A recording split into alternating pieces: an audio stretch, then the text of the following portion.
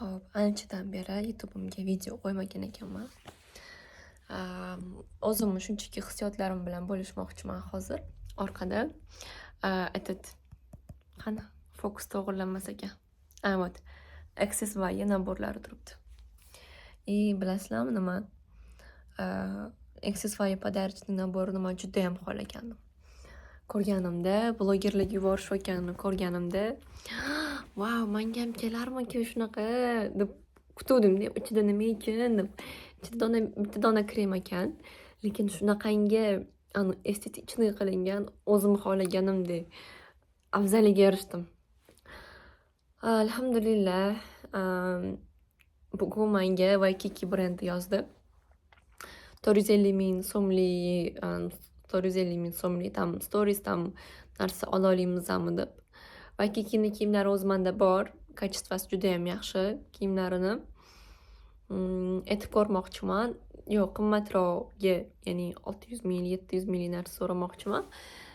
Chunki brendlar bilan ishlashda menga ko'proq shunaqa va 50-100 dollarlik atrofida narsalar keladi-da. Shuni aytib ko'rmoqchiman. Juda ham xursand bo'ldim bugun. Men trade qilaman, traderman 3 yildan beri. Hattoki trade'larimda ham mana kecha bugun rezultat yaxshi bo'ldi. 2-3 kun anaqada bo'ldim, minusda bo'ldim. Undan oldin profitda edim. Общий summada hali ham profitdaman, но всё равно. Trade'larimni yaxshilab oldim mana shu bugun kecha. Просто shunaqangi hozir благодарна bo'laman. Nimaiki bo'lgan bo'lsa, nimaniki boshimdan o'tkazayotgan bo'lsam, bugungi kunimga shukr. Tanajonim sog'ligiga.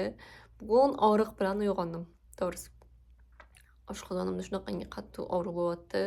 Bilmayman nima sababdan unaqa qattiq og'riq. Terapevtga yokida gastrotologga borishim kerak ekan. Uni hal qilib olsam, hozir ozgina boshimda og'riq bor. Alhamdulillah, mana shunaqa paytda sog'liq baribir важныйligini odam tushunar ekan. Просто duolarimni so'raganlarim, ta'zirlanib ketyapman. Duolarimni so'raganim amalga oshayotgandek, amalga oshyapti.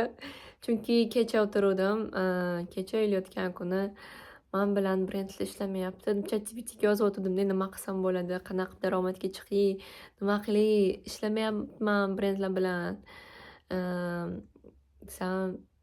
Shunaqa deb o'tiruvdim, xullas. Mana bugun eshigimni taqillatib kelyapti ikkita brend. Bittasi просьба bilan, bittasi podarka bilan. Yana, kстати, kurs reja tuzibamiz.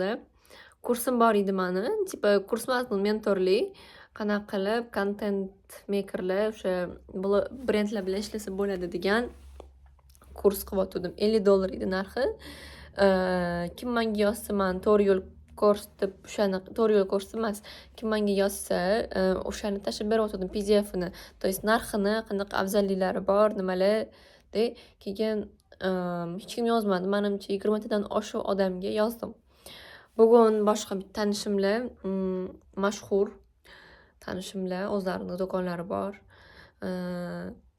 O'sha kursni o'tasan, через men o'quvchim deb aytaman, deyaptilar. Ishlash plani. 50 dollar sani pulingni beraman dedi har bitta o'quvchiga. Mana shuni bir o'ylab ko'rmoqchiman.